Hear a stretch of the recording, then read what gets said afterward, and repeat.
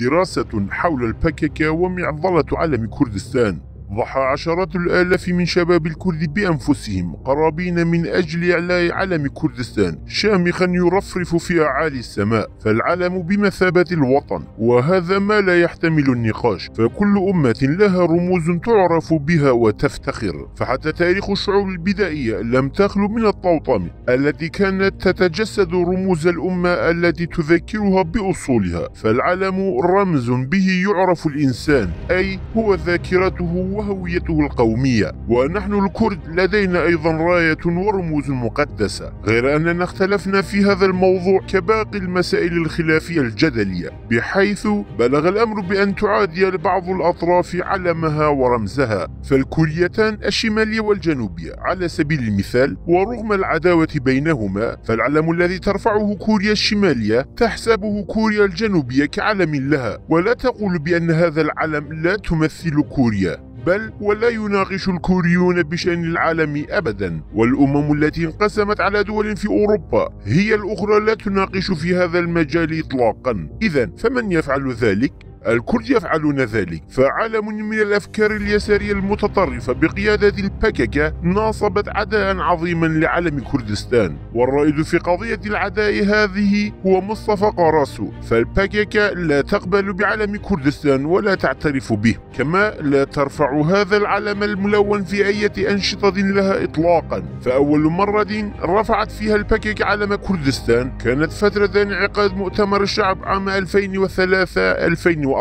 آنذاك كانت البككة تحاول اجتياز أنظمة التحزب لتدخل نظام المؤتمرات، فشارك الشعب في مؤتمراتها، فرفع علم كردستان، وظهر ذلك جليا خلال وسائل إعلامها. غير أن مصطفى قراسو كان أول من أبدى استياءه وغضبه من هذه الخطوة، فقال بأن هذا العلم يمثل النظم العشائرية كما هو علم للديمقراطي الكردستاني البارتي، وأن هذا العلم لا يمثلنا. بعدها قال أوجلا بشأن العلم: هذا العلم هو علم البارزاني وعلم المطالبين بالدولة، وهم يحاولون ربط الكرد بهذا العلم وبناء كردستان صغيرة، بهذا سيبنون إسرائيل الثانية. نرفض هذا العلم، وعلمنا هو علم الكونفدرالية وأخوة الشعوب، وليس علم الدولة القومية. بعد هذا الوعد أصبح هذا العلم بمثابة ألوان وخارطة عداوة للبككة. والآن أدرك غالبية المثقفين المخلصين من أبناء الوطن استقام موقف البككة المعادي لعلم كردستان وانحرافه عن الصواب، وأنه سيتغير حتما، غير أن النوايا الحسنة لا تقدر على هذا التغيير، إذ بات موقف البككة هذا استراتيجية خرجت عن أطر التكتيكات الوقتية، فقد بات موقفا مبنيا وفق فلسفة الأنطولوجيا متعلقا بوجود البككة من عدمها. لهذا تبذل هذه التنظيمات محاولات جادة وبشتى الطرق مهاجمة هذا العلم ومحاربته تحت تسميات شتى.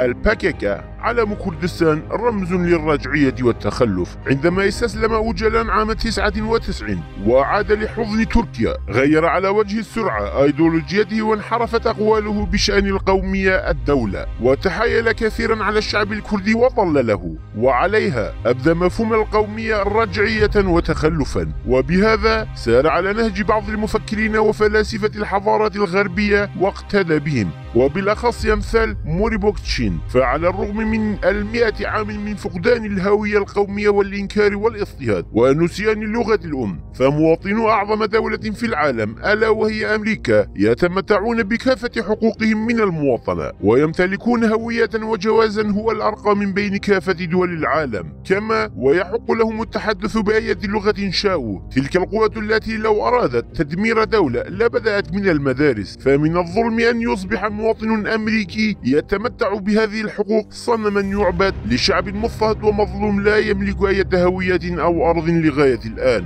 ولا نتحدث هنا عن مساوئ وعيوب البوكتشينيزم وأخطائها، فالأناركية أو اللاسلطوية، والتي تعتبر الآن أبعد الطبقات في هذا العالم وأقصاها فكريا وأكثرها مشاكلا من دون أي حلول لغاية الآن، لا تصلح أن تكون نهجا لشعب ما زال يعاني مشاكل حول اللغة والهوية والوجود، ومهدد بالانقراض والإذابة في بوتقة القوميات المجاورة وبأسلوب منظم وممنهج. فلا يعقل أن تأتي بنظريات عافت عليها الزمن وتفرضها على أمة لم تنعم لغاية الآن بأبسط حقوقها القومية. فالمنطقي في هذه المعادلة هو أن الباكيكة لو كانت ترى الهوية القومية والدولة خطأ فلتناهض ولتعادي بداية الهوية القومية للدول المعادية والمحتلة لكردستان وتحاربها، والتي تضطهد وتحارب الكرد منذ أمد بعيد، غير أن رؤى أوجالا ونظرياته الأصيلة تهدف إلى تقوية الهوية التركية. وإلا فلماذا تعادون تأسيس الدولة الكردية ما دمتم لا تعادون الدولة التركية؟ فالحق أن الباكيكة تعادي فقط الهوية القومية الكردية دون غيرها من الهويات القومية، كما وترفض وتعادي الدولة القومية الكردية لا غيرها، وترفض علم كردستان بينما تنحني إجلالا وإكراما أمام أعلام دول الاحتلال. فكما تعرضت عائلة من السليمانية في طرابزون للضرب والإهانة من قبل جماعة عنصرية تركية متطرفة بسبب رفعها لعلم كردستان، فكذلك تعرض الوطنيون المخلصون من الكرد المشاركين في احتفالات الباكيكة أمام كنيسة كولندوم للطرد من ساحة الاحتفال بسبب رفعهم لأعلام كردستان. فلا اختلاف بين موقف الباكيكة والأتراك تجاه علم كردستان إطلاقا. الباكيكة تقول هذا العلم ليس علم مهابات، ولأن الباكيكة تعرف جيدا أن خداع الشعب والفرد الكردي وتضليله لن يدوم طويلا وفق أيديولوجيات خاطئة، وفي الوقت نفسه فهي تتلاعب بمشاعر الناس وعواطفهم، فتقول هذا العلم ليس نفس العلم الذي رفرف عاليا في مهابات. فبدأت ماكينتها الإعلامية بفبركة الأكاذيب ونشرها في محاولة منها لزرع هكذا أفكار في عقول الشعب الكردي الهدف الوحيد منه هو خلق حالة من عدم الثقة تجاه علم كردستان والحط من كرامته في أعين الكرد، غير أن هذا العلم هو نفس العلم الذي أبدعته جمعية التنظيم الاجتماعي للكرد عام 1920. ومنذ ذلك اليوم ولغاية الآن مع حدوث تغييرات طفيفة أصبح هذا العلم رمز الكرد، كما هو نفس العلم الذي رفرف عاليا في سماء جمهورية مهابات في 17 من كانون الأول عام 1945